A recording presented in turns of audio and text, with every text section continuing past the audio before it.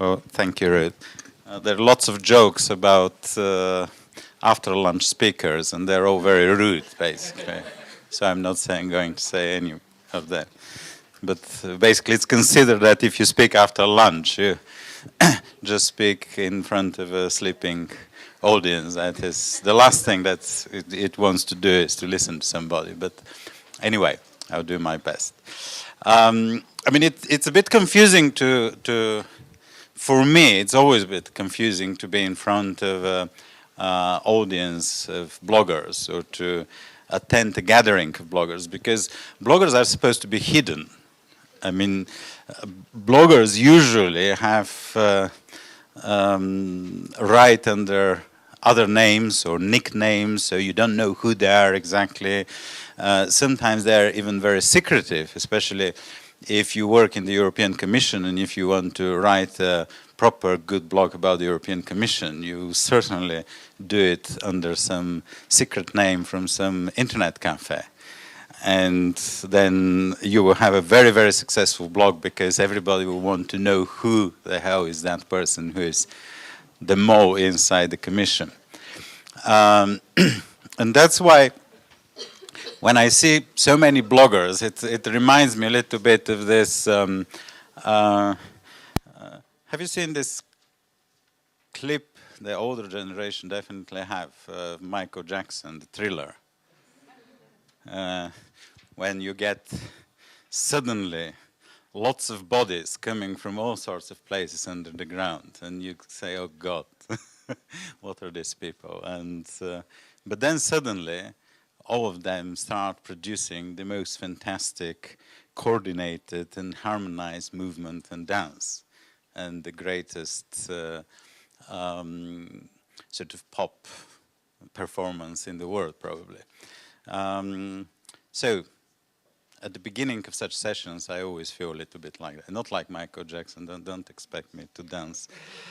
But I'm supposed to speak about political blogs and how to blog creatively about politics. There is one difficulty in that, because I think that blogging in principle, proper blogging, is a creative activity. It's creative writing. When you think about it, you don't have an editor, you don't have censorship, nobody tells you what to do, unless you do a blog for a conventional media like BBC or FT. But that's a different story. If you're a proper blogger, you're just absolutely free to do whatever you want. You can be absolutely obscene, offensive, you can be boring, you can tell lots of stories about your own life that nobody wants to hear, and or you can be very inventive. And nobody pays you for that, and usually because you hide behind some other name, you don't want to promote yourself, but you want to promote your words, your ideas. So that makes the whole thing very creative. It's very much like creative writing, like sitting and writing a novel, for instance, in very little bits and pieces.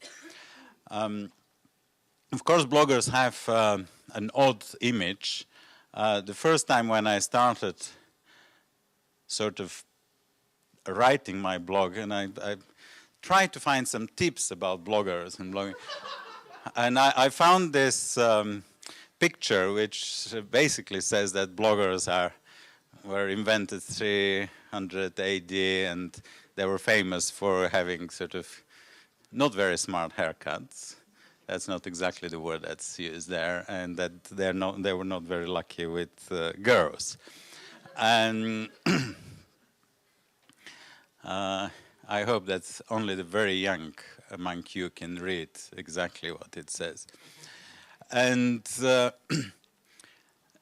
generally, there is a view that bloggers are some obscure people who are hidden, and that's why, and they write a lot of things which nobody wants to read.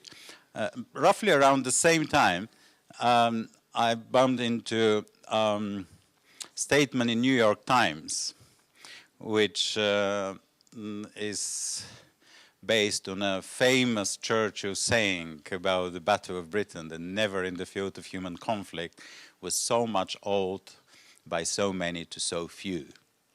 I mean, if there are Polish people here, they would be very proud about that, because they were part of the fighter pilots in this battle. But New York Times says about bloggers that never have so many people written so much to be read by so few. So they were quite sort of cynical about this effort. But I will come back to the sort of creative side of blogging. Recently I saw a statistic about novels published in England. I'm not sure where exactly it came from, but it was saying that something like 7% of the published novels managed to sell more than 500 copies in England.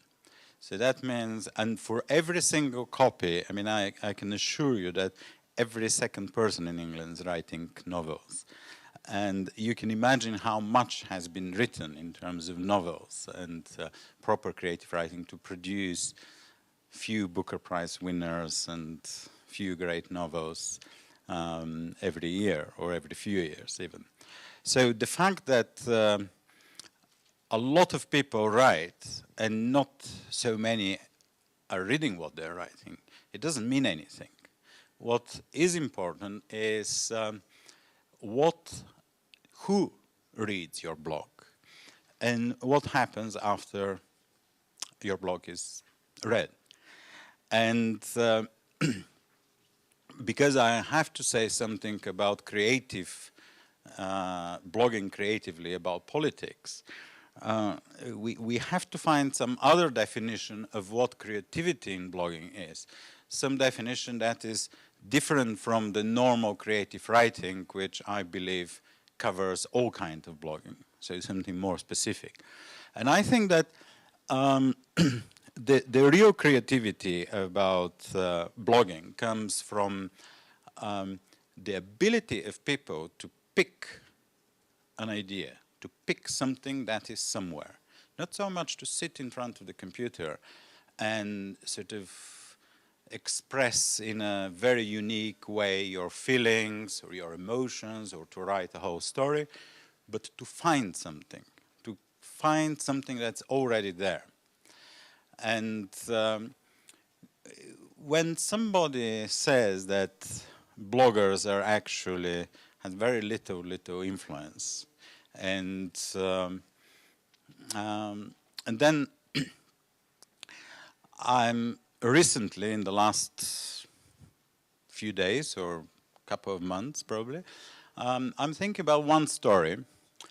Okay, everybody knows this lady who said that she has a very strong international experience because apparently she can see Russia from her back window. And I mean, she was selected to be vice presidential candidate for John McCain. So the choice of Sarah Palin as a vice presidential candidate, we can very reasonably argue that this single choice shaped the future of not just the Republican Party, not just America, but the whole world. Because the idea behind picking her as a vice presidential candidate was to basically kill Obama's campaign. And how to do that? Well, we have to find something new.